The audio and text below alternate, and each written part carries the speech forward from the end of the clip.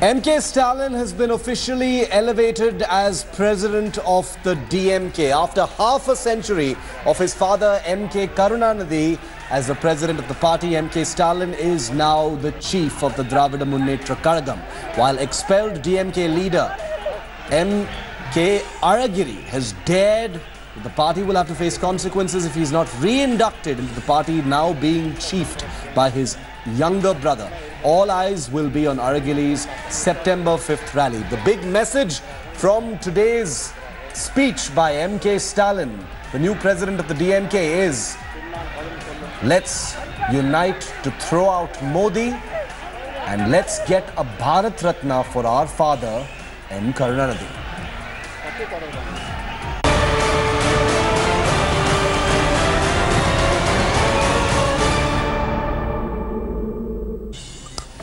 Stalin, after many years as the working president of the DMK, is now officially the president of the party that was run by his father for the last half century. At the DMK General Council meet earlier today, party general secretaries unanimously announced MK Stalin as president and Durai Murugan as treasurer of the party. DMK cadres erupted in joy, as you can see in these pictures.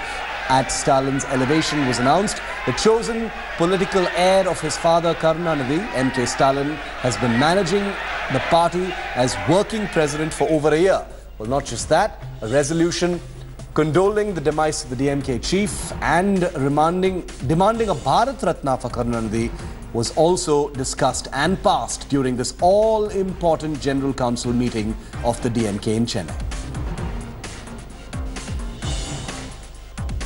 இன்று நீங்கள் பார்க்கும் கேட்கும் முக ஸ்டாலின் ஆகிய நான் இன்று நீங்கள் பார்க்கும் கேட்கும் முக ஸ்டாலின் ஆகிய நான் புதிதாய் பிறக்கிறேன். இது வேறு ஒரு நான். இந்தியா முழுவதும் காவி வண்ணம் அடிக்கிறனைக்கு மோடி அரசுக்கு பாடம் புகட்டவா?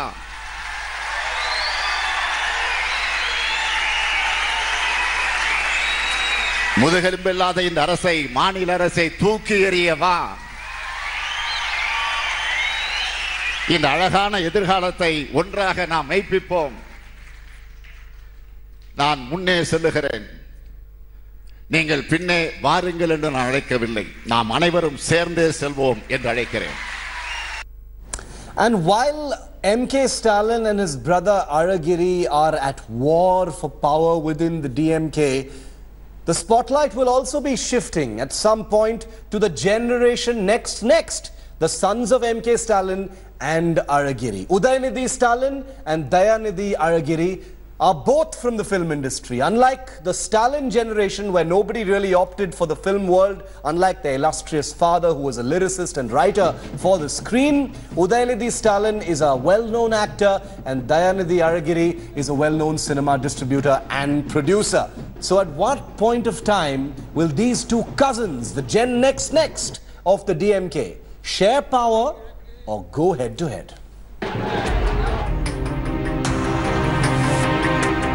Meet Udayanidhi Stalin, actor and son of the new DMK president. With politics in his blood and a straight-up pedigree, it's now only a matter of time before he's minted as a new Neta. 40 years old and raring to go. Don't be surprised if you see him often by his father's side now. Now meet Dayanidhi Aragiri, Udayanidhi's first cousin, son of MK Aragiri, film producer and distributor.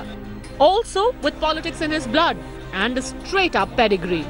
But the path forward for Dayanidhi isn't quite as simple and straight as that for his cousin.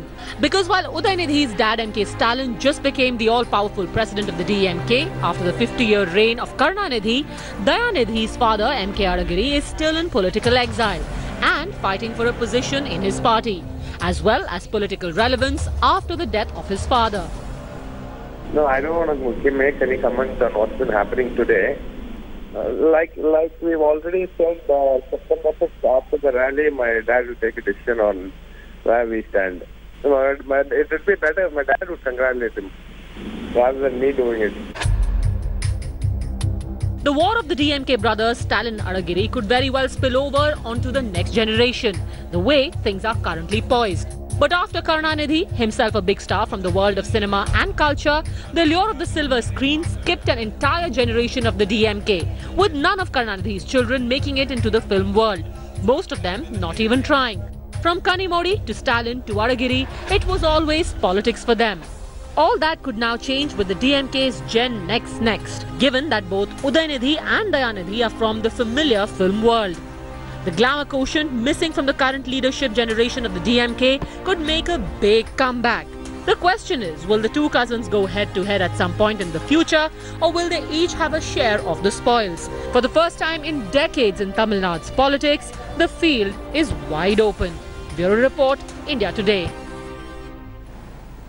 Joining me live from Chennai on the day that MK Stalin has been elevated to the post of president of the DMK after half a century of his father holding that position until his demise a few weeks ago is Lokpriya Vasudevan, Nagarjun Dwarknath. Also with us is consulting editor, senior commentator T.S. Sudhir, joining us live from Hyderabad. Lokpriya, quickly coming to you first. MK Stalin made that big rousing speech talking about throwing out Modi, calling for a Bharat Ratna from the central government for Karunanidhi. What, in your view, were the big takeaways? And also importantly, where does MK Aragiri figure in all of this? Was there any mention whatsoever? Was there any acknowledgement at all about the elder brother?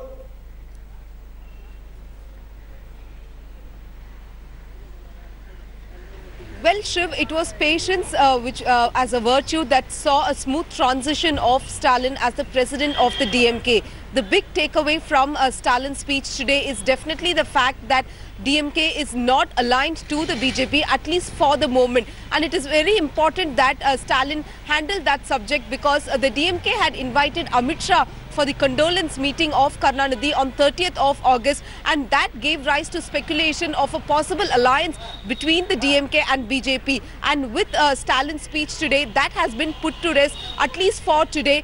Post-poll alliance is something that we will have to see later in the day. And the next big takeaway is the fact that Stalin as a leader appealed to the cadres to work together in the party, and with him saying that I am reborn today, let us march together. It is a clear indication that Stalin has asked these cadres to help him in his journey to throw out the state government, in his own words. And as far as Aragiri is concerned, there is no mention of Aragiri's name in the speech. Clearly an indication that the DMK does not see him as a threat and they do not want to acknowledge him. And for the DMK, he is non-entity. He does not belong to the party and does not warrant a mention. So that's a degree of clarity that has been announced, Nagarjun, on MK Aragiri. All eyes were on today's event and the speech and whether there would be any kind of rapprochement or would there be some kind of acknowledgement. But I think the lines are clearly drawn, and I think the next bit of attention will have to be paid on that big rally that MK Aragiri is going to be holding in Chennai on the 5th of September.